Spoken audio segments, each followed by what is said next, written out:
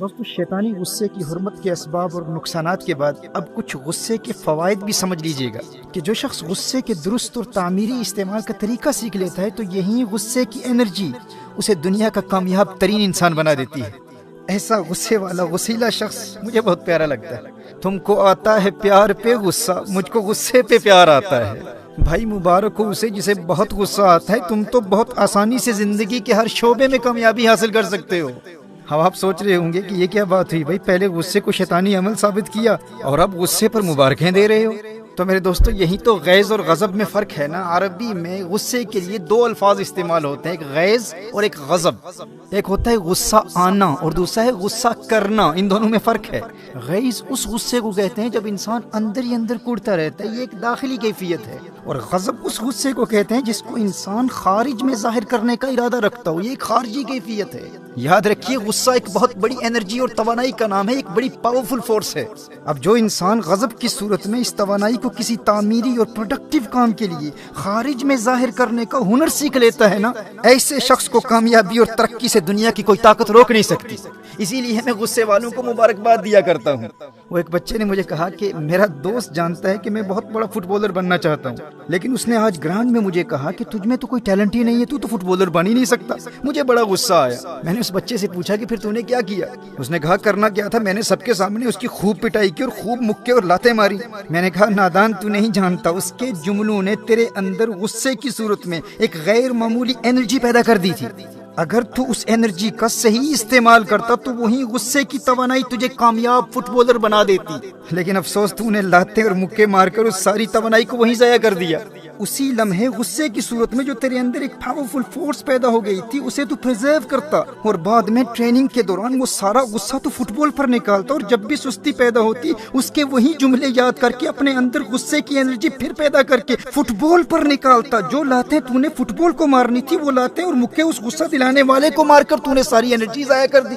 میرے دوستو اس بات کو سمجھنا، جب انسان کو کوئی غصہ دلاتا ہے نا تو اس کی سانس پھولتی ہے، دل کی دھڑکن تیز ہوتی ہے، اسے پسینہ آتا ہے، بلڈ ویسلز ڈائلیٹ ہوتی ہیں، خون کی رگیں کھلتی ہیں، دوران خون میں اضافہ ہوتا ہے، چہرہ سرخ ہو جاتا ہے۔ غصہ انسان کے اندر اس قدر موٹیویشنل انرجی پیدا کر دیتا ہے۔ یونیورسٹی آف ایمسٹرڈیم کی 2009 کی ایک اسٹڈی کے مطابق غصے کی ایک کیفیت انسان کی کریٹیو ایبیلٹی، انسان کی تخلیقی صلاحیتوں کو بڑھا دیتی ہے۔ آپ نے ہمیشہ غصے کے نقصانات کو ہی سنا ہے، آپ کو غصے سے حاصل کیے جانے والے فوائد کا اندازہ ہی نہیں ہے۔ University of New South Wales کی ایک اسٹڈی کے مطابق جو انسان غصے کی انرجی کے درست استعمال کا طریقہ سیکھ لیتا ہے، ایسے غصے والے شخص کو دھوکہ دینا آسان نہیں ہوتا، وہ کبھی کسی سے دھوکہ نہیں کھاتا۔ بس اینگر کو مینج کرنے کا طریقہ سیکھ لو، یہی غصہ تمہارے اندر ایک موٹیویشنل انرجی کا کردار ادا کر سکتا ہے۔ جس طرح پیاس پیاسے کو پانی تلاش کرنے کے لیے موٹیویشن دیتی ہے، بھوک بھوکے کو کھانا تلاش کرنے کے لیے موٹیویٹ کرتی ہے، عین اسی طرح غصہ انسان کے اندر اس کے گول کو اچیو کرنے کی غیر معمولی موٹیویشن پیدا کر سکتا ہے۔ بڑے مقاصد والا انسان، بڑے اہداف والا انسان، بڑی ڈریم والا انسان اپنا سارا غصہ اپنے گول پر نکالتا ہے اور غصے کی توانائی کے ذریعے اپنے گولز اور اپنے مقاصد کو اچیو کرتا ہے۔ لیکن جن کی زندگی کا کوئی مقصد ہی نہیں ہوتا، کوئی گول ہی نہیں ہوتا، انہیں بھی غصہ کہیں نہ کہیں تو نکالنا ہوتا ہے نا، تو پھر وہ اسی پر نکالتا ہے جو اسے غصہ دلاتا ہے، کیونکہ مقصد پر نکالنے کے لیے مقصد ہے ہی نہیں زندگی کا، جس کے نتیجے میں قتل ہوتے ہیں، دشمنیاں پیدا ہوتی ہیں، لوگ جیلوں میں چلے جاتے ہیں۔ جائیے پریزنز میں جا کر دیکھیے، جیلوں میں جا کر دیکھیے، بڑے بڑے ذہین اور علم والے لوگ 20 30 سالوں سے جیلوں میں اپنی زندگی برباد کر رہے ہیں۔ ان کی لائف سٹوری ان سے پوچھیے، چونکہ زندگی میں کوئی بڑا گول ہی نہیں تھا، کسی نے ایک لمحے کے لیے غصہ دلایا، غصے کو مینج کرنے کا وہ طریقہ نہیں جانتے تھے، اور غصے کو استعمال کرنے کے لیے ان کی زندگی کا کوئی مقصد اور ہدف تھا ہی نہیں، تو انہوں نے کیا کیا، اپنا غصہ اسی پر نکال دیا، اس شخص کو زخمی کر دیا، اسے قتل کر دیا اور اپنی ساری زندگی برباد کر دی۔ وہ ایک لمحے کی خطا تھی، وہ وقت بھی دیکھا ہے تاریخ کی گھڑیوں نے، لمحوں نے خطا کی تھی، صدیوں نے سزا پائی۔ میرے دوستو لڑائی جھگڑوں میں اپنی زندگیاں برباد کرنے والے اور غصہ دلانے والے پر غصہ نکالنے والے یہ وہی لوگ ہوتے ہیں جنہوں نے ابھی تک اپنی زندگی کا مقصد اور ہدف مقرر ہی نہیں کیا۔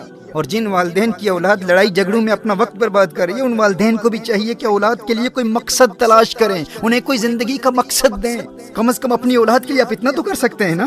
آپ کے بچے انرجی سے بھرے ہوئے ہیں اور وہ انرجی انہوں نے کسی چیز پر نکالنی ہے. اگر آپ انہیں زندگی میں مقصد نہیں دیں گے تو وہ کرمنل بنیں گے اور وہ اپنی وہ انرجی کرائم پر اور لڑائی جھگڑوں اور فسادات میں نکالیں گے. اور جس خوش قسمت انسان کو زندگی میں واضح مقصد مل جاتا ہے اور وہ اپنے مقصد کو تلاش کر لیتا ہے، اسے تو اس بات کا خوف لاحق ہوتا ہے کہ کہیں میں غافل نہ ہو جاؤں، کہیں سست نہ ہو جاؤں. وہ تو مواقع کی تلاش میں ہوتا ہے کہ کوئی غصہ دلائے اور میں اس غصہ دلانے والے کا شکریہ ادا کرتے ہوئے اس غصے کو اپنے مقصد پر نکالوں.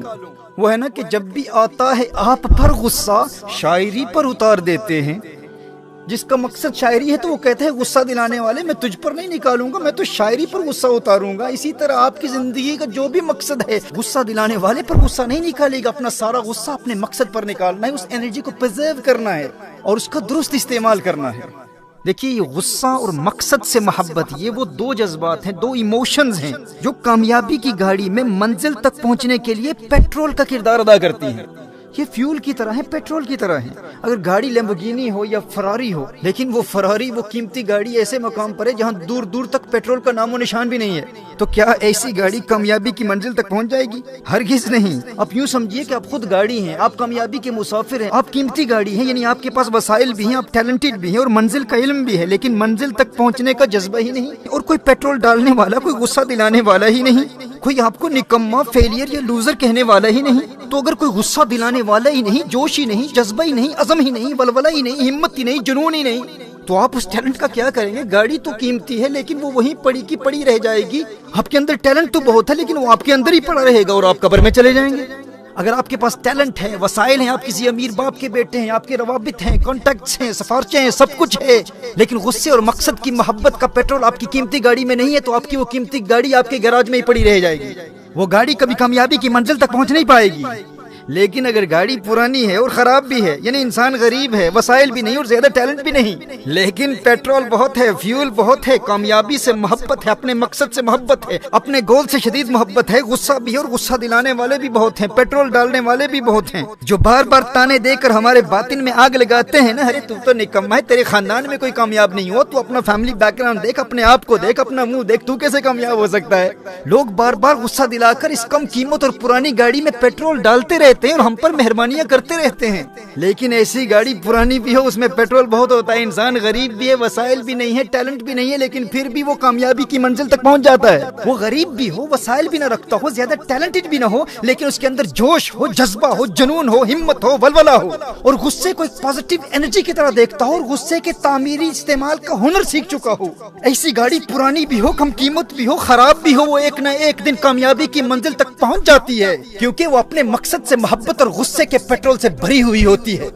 اور دوسری جانب لیٹس فراری ہے لیکن اس کے اندر پیٹرول ہی نہیں ہے، وہ منزل تک پہنچنا تو کجا، وہ تو گیراج سے بھی باہر نہیں نکل پاتی.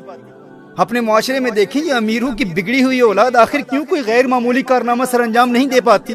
اگرچہ ان میں ٹیلنٹڈ لوگ بھی ہوتے ہیں، وسائل بھی ہوتے ہیں، لیکن اپنے باپ کی کامیابی میں ان کا کوئی کردار نہیں ہوتا اور لوگ انہیں دیکھ کر انہیں کامیاب سمجھ رہے ہوتے ہیں، اس لیے انہیں کوئی غصہ دلانے والا بھی نہیں ہوتا. جب لوگ ان کے بنگلوں اور چمکتی گاڑیوں کو دیکھتے ہیں تو وہ انہیں ہی کامیاب سمجھتے ہیں کہ یہ خود کامیاب ہیں، اس لیے انہیں کوئی تانا نہیں دیتا. انہیں کوئی لوزر یا فیلئر کہہ کر ان کے اندر غصے کی انرجی پیدا کرنے والا کوئی ہوتا ہی نہیں، لوگ تو ان کو پہلے سے ہی کامیاب سمجھتے ہیں. تو اسی لیے یہ بہت کم ہوتا ہے کہ کسی امیر کا بیٹا کوئی قابل ذکر کارنامہ سر انجام دے کر اپنے باپ سے بھی آگے نکل جائے. تو ایسے لوگ ان مہنگی گاڑیوں کی طرح ہوتے ہیں جن میں پیٹرول نہیں ہوتا، کیونکہ کوئی پیٹرول ڈالنے والا ہی نہیں ہے نا. لیکن دوسری جانب ایک غریب شخص جو غصے کے پیٹرول کا درست استعمال سیکھ لیتا ہے وہ سب سے آگے نکل جاتا ہے. جس کے پاس پہلے سے کچھ ہوتا ہے وہ کامیاب ہو بھی جائے لیکن اس کی کامیابی بہت محدود ہوتی ہے. غیر معمولی کامیابی وہی حاصل کرتا ہے، ہیرو وہی بنتا ہے جو پہلے زیرو ہوتا ہے. ہیرو وہی بنتا ہے جو پہلے زیرو ہوتا ہے. فلمی ہیرو نہیں، حقیقی زندگی کے ہیرو کی بات کر رہا ہوں. میرے دوست یاد رکھنا، سٹوری وہی بنتا ہے جس کے پاس کچھ نہ ہو اور پھر سب سے آگے نکل جائے.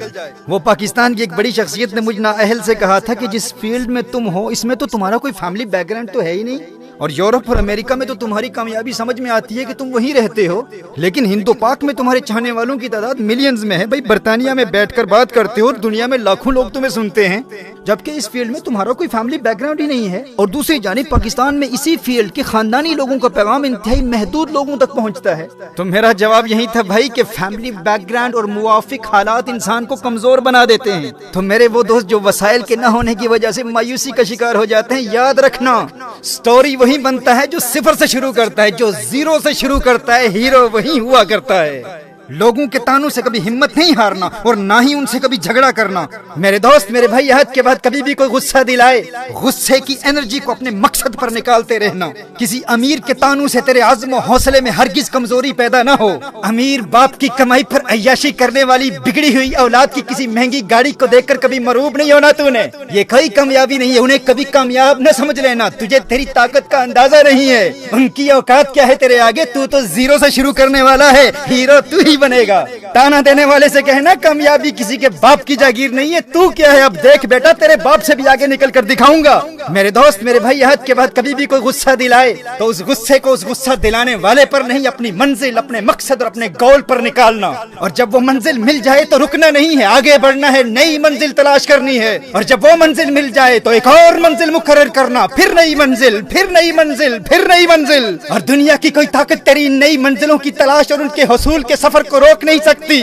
منزل سے آگے بڑھ کر منزل تلاش کر، مل جائے تجھ کو دریا تو سمندر تلاش کر۔ سجدوں سے تیرے کیا ہوا، صدیاں گزر گئی، دنیا تیری بدل دے وہ سجدہ تلاش کر۔ ایمان تیرا لٹ گیا رہزن کے ہاتھوں سے، ایمان تیرا بچا لے وہ رہبر تلاش کر۔ ہر شخص جل رہا ہے عداوت کی آگ میں، اس آگ کو بجھا دے وہ پانی تلاش کر۔ ہر شیشہ ٹوٹ جاتا ہے پتھر کی چوٹ سے، پتھر ہی ٹوٹ جائے وہ شیشہ تلاش کر۔ غصے والوں کو ایک مرتبہ پھر مبارک دیتا ہوں، مبارک ہو تمہیں۔ بس یاد رہے، یہ غصہ پیٹرول ہے، پیٹرول۔ اس کو گاڑی پر ڈال کر ایک ماچس سے گاڑی کو جلایا بھی جا سکتا ہے، اور غصے کے پیٹرول کو گاڑی میں ڈال کر کامیابی کی منزل تک پہنچایا بھی جا سکتا ہے۔ پھر مبارک دیتا ہوں غصے والوں، تمہیں مبارک ہو۔ بس مثبت اور تعمیری استعمال کا ہنر سیکھ لو۔